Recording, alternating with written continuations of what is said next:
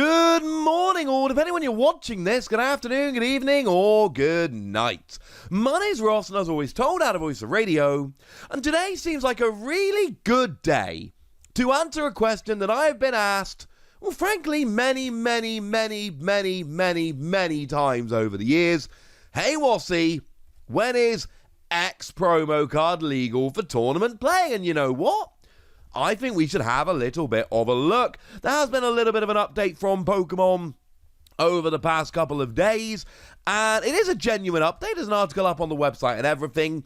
It's not, shall we say, the world's biggest update for those of you that are in the know and are following this closely, but I have had so many messages about when promo cards are legal, it seemed like the kind of thing we should go and have a little bit of a look at.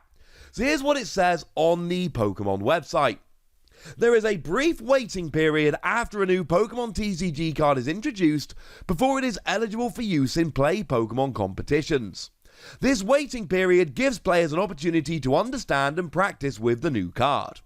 Pokémon TCG promo cards, such as those found in special collections, will be legal on the first or third Friday of the month after the product is released. So we have kind of a hard and fast rule there. What we've got is the first or third Friday of the month after the product is released. And to show you how important this is, I want to go back to 2012. I want to go back to the European Challenge Cup. Now, for those of you that don't know, the European Challenge Cup was a yearly tournament held in Arnhem in the Netherlands, not Holland, the Netherlands. And it was a European International Championships before there was a European International Championships. Players from all over Europe would turn up. We generally get 300 to 400 players, and it was the biggest, most competitive tournament in Europe. Now, in 2012, this was held on the 18th of February, and that was very important because Next Destinies came out on the 8th of February. We had 10 days between Next Destinies coming out and between this tournament happening. And it was doubly important because this was a set that introduced Mewtwo EX. Now, for those of you that don't remember, Mewtwo EX completely and utterly turned the format upside down. It instantly became the best card in the game, and frankly, if you weren't playing it, you weren't going to win. It is as simple as that. We saw Celebi Mewtwo decks that accelerated extra energy with Celebi. We saw Electric Mewtwo decks, which accelerated energy with Electric. We even saw Zekrom decks that would use a combination of Pachirisu to play extra energy down onto the field, and then Shaman to move it over, that would then power up your Mewtwo. Because Mewtwo was a ridiculous card that did 20 damage for each energy attached to both active Pokemon, but it was weak to Psychic. So if Mewtwo got going, it would just sweep everyone and win. And the best counter to Mewtwo was Mewtwo. A Mewtwo with 2 energy could be countered by a Mewtwo double colorless energy plus power. And they were cards that were seen in a lot of decks at the time. So you would either play energy acceleration or you would play plus power. Either would do. And the problem was that 10 days wasn't enough. Especially when you bear in mind this tournament is held in Arnhem in the Netherlands. So British people like myself, I couldn't get Mewtwo on the morning of the 18th. I had to have my Mewtwo by like the Thursday, which is like a week after the set comes out. We had very little time. And I did write an article about this on sixprizes.com. I bubbled top 32. I came 33rd at this tournament. I'm still salty about it. I went 6-2 at a huge tournament and bubbled top cut. Still annoyed. But half the reason I did so well was I had free Mewtwo EX. And the point of this story is that if cards are legal too quickly, then it rewards players like myself who can go and get a bunch super easily, and it kind of punishes other people. So that's why we have this little bit of a wait. So it's the first or third Friday of the month after the product is released. So let's take Galarian Rapidash. That is the next exclusive promo which is going to be coming out. I.e., it is the only place, as it stands at the moment, it is the only place you're actually going to be able to get hold of Galarian Rapidash V, which actually does look like a pretty gosh darn good card. Now it's out in Japan, we have actually had confirmation that that attack that puts one of your opponent's Pokemon down to 100 HP remaining is actually for 2 colorless energy, which makes it way better than if it was a Psychic colorless. So that is actually really kind of cool. So this box is released on the 7th of May. Okay. So we said it is going to be the first or the third Friday. Well, 7th of May is a Friday, and it is the first Friday. But this isn't after the product is released. So it's released on Friday the 7th. It will be legal 2 weeks later on the 21st. Now, we can compare this to Gardevoir and Victini. Remember, they are coming out in those new V-decks, which look kind of a lot of fun. And you'll notice from the table on the website that they are actually legal on release. The second that they are released, they are legal for tournament play. Hang on a second. How could they possibly be legal for tournament play the second they're released? And the answer is because these are reprints. And actually, PTCGO has now been updated, so I can show you the official artwork in nice, clear images, which makes me very happy. The Victini V is just a reprint of the Victini from Sword and Shield. And incidentally, there was a new Victini V in Battle Styles, and we all know at this stage that Victini V Max is absolutely legit, but let's be perfectly clear, the new Victini V is a billion times worse than the old one.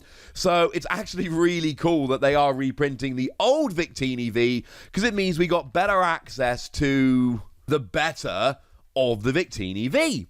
So that makes me genuinely rather kind of happy. Similarly, the Gardevoir. Now, the Gardevoir hasn't proven to be a particularly good card. I don't think it's going to see a huge amount of play, unfortunately. But the Gardevoir is just a reprint of the Gardevoir from Champion's Path. Although I much prefer the artwork on the original one. So, I don't know. I'm going to let you make your mind up, ladies and gentlemen. But the point is, because they are reprints of existing cards, they are legal immediately.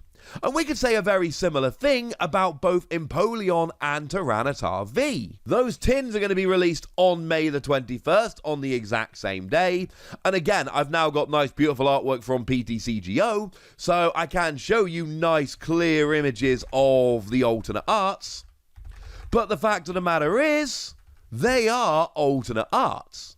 Which means that the second those cards are released, they will instantly be legal for tournament play. No mucking about, no waiting, they are just alternate art cards. Now, as it stands at the moment, we don't actually have any other exclusive cards we can mention. But if you want an example of cards which were legal on the first Friday, how about Blastoise and Venusaur V Max? Remember, they came around as their own boxes, and they were released on March the 19th. Now, March 19th is a Friday, but it is the third Friday, or was, I should say, the third Friday in March. So they're not going to be legal on the day they're released. They're brand new cards. So now we default to the first Friday of the month after the product is released, which makes it the first Friday in April, which made them legal on the 2nd of April. Now, obviously, we're sitting here beyond the 2nd of April. Those cards have been legal for a little while now, but it's just a nice example. And also, some of you are thinking, well, hang on a second, Wazzy. Seems like a bit of a coincidence. We seem to keep having products released on the 1st and 3rd Friday of the month. Yes. And that is not a coincidence, ladies and gentlemen. That is very, very deliberate indeed. If they're released on the first Friday of the month, they will be legal on the 3rd Friday of that same month. And if they are released on the 3rd Friday of the month, they will be legal on the 1st Friday of the following month. And the good news is, this is something we can just keep using and keep rolling forward with. This is essentially the way it is always going to be, so it makes our job much, much easier. As soon as we get a date for a product, we'll know when it will be legal. In videos moving forward, and a few people have asked me this, and I'm going to try and remember to do it, I'm going to try and make sure that I am going to say, hey, here's an exclusive card only coming in this set. Here's a release date. Here is when it's legal. Do remember that at the moment there are a lot of promos that are legal. The oldest legal promos are the team-up promos, the team-up pre-release promos, including Jirachi and, that Charizard. But we are soon, when we hit the rotation on September the 10th, remember that has now been officially announced, all of the Sun and Moon promos are going to be rotating out. And that means that we will just have Sword and Shield. So the rule is going to be extremely simple. If it looks like a Sword and Shield card, then it's legal. And if it doesn't, it's not. It will make things a lot easier in the long run. So there we go, ladies and gentlemen. That's when promos are legal, and that is why it matters, and that long-winded Mewtwo story really was to try and illustrate why we should care so much about it, and a bunch of examples and all that good stuff. But now, ladies and gentlemen, it is over to you. I want to know what you think about this. I want to know what your favourite promos are. I want to know if you agree with this generally 2-week waiting period. Go nuts in the comment section, but be nice. And then make sure you like this video, subscribe to this channel, follow me on Twitter at TheWassy, and Twitch for some live action at twitch.tv/PTCG Radio. If you want to support the channel, get some bonus podcasts and all that good stuff, head on over to patreon.com/PTCG Radio, where you can do exactly that. But by far the most important thing is always, look after yourselves till next time, would ya? Thank you very much for watching. My name's Ross, and you've been watching PTCG Radio.